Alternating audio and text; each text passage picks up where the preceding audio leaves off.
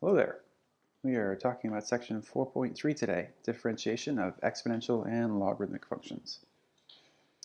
In this first video, we're going to tackle the differentiating exponential functions and applications involving exponential derivatives. So sort of the first half of each of these learning objectives. Okay, so first things first. We start off with a derivative much like the power rule computation, which is interesting because power rule was all the way back in early part of chapter 2. But since then, we haven't come up with another derivative of a type of function, basically. What I mean by that is power rule deals with x to the n. And that actually resolves all of the derivatives that we've been doing up to this point. All the other product rule, quotient rule, chain rule computations were basically just pushing the things around, creating new, easier derivatives to compute, which would eventually be resolved by power rule.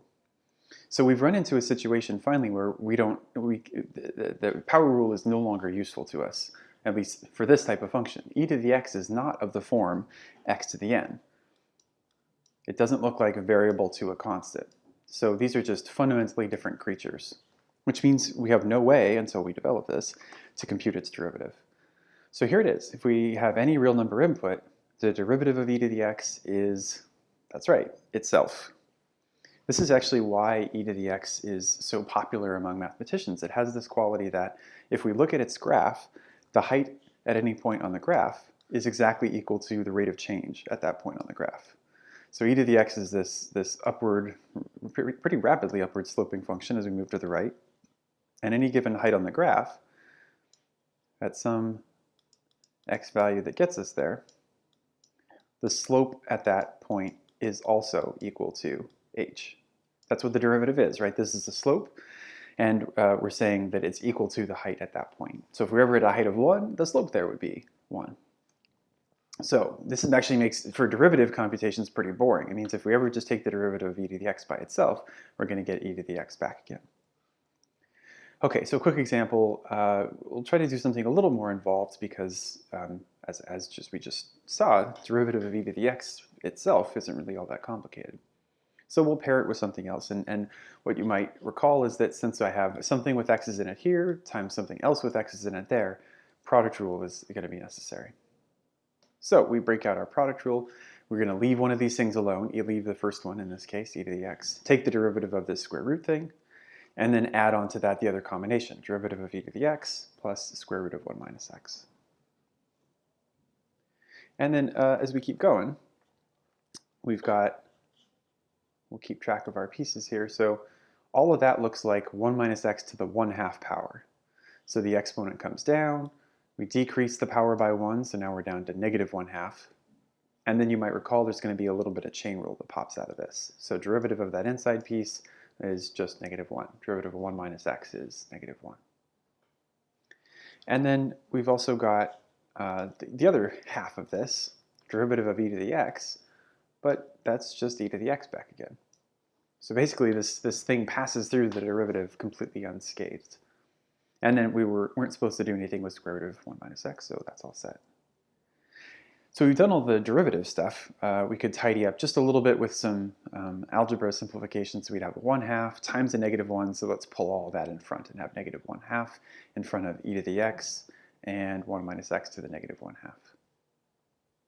Our other term was already about as simple as it was going to get, unless you wanted to write this also with a fraction exponent, right? This says 1 minus x to the 1/2 power.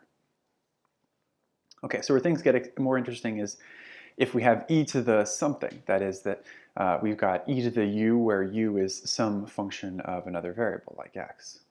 So the derivative in that case looks like just how chain rule operates. We take the derivative of the thing to begin with, so derivative of e to the something is still e to the something in the short run, but then chain rule makes us tack on the derivative of this exponent piece. So the derivative of whatever's up here that has to do with x. So I'm supposed to think of this the same way that I think of power rule, where there's something complicated in parentheses getting raised to a power. Okay, so here's our task. Rather than a quick example, we'll jump in with one that is a little more involved. And remind ourselves about this whole tangent line deal that gets sprinkled throughout the course. So our job is to find the equation of the tangent line to this quite interesting function when x is equal to 0. Okay, So if you recall, there are two primary things that we need to do when we find the equation of a tangent line. We need to figure out the slope, and that has to do with the derivative. And then we need to use just the point of tangency, so the place where the graph touches the actual function. And that's because to be a tangent line, you have to both touch the graph at a point and have slope equal to the derivative at that point. So the calculusy part is figuring out this slope. So calculating the derivative, there's all the notation associated with that. I'm using m as our standard way of representing slope in these cases. So derivative of our function, so this is f prime when x is equal to 0. Okay, so that derivative looks like, and here's where the chain rule kicks in. So what I'm supposed to notice is that this is e to the stuff. And then chain rule lets me pretend in the short run like, oh, well, sure, derivative of e to the stuff is just e to the stuff.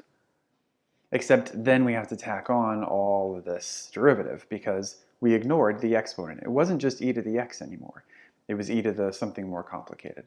So in this case, the u function is basically this x squared minus x. So derivative of e to the u is e to the u times du dx, or times u prime.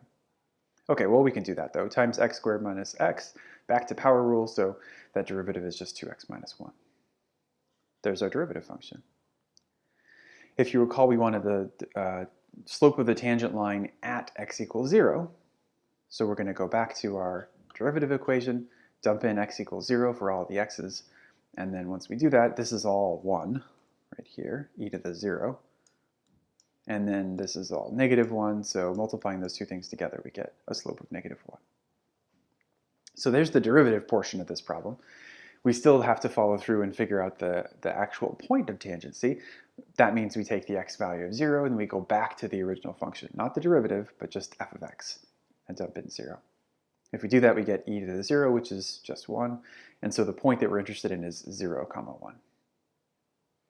Then we put it all together. We've got a slope of negative 1, a point of 0, 1, and we can use the point slope formula from back in chapter 1 to write the equation of the line.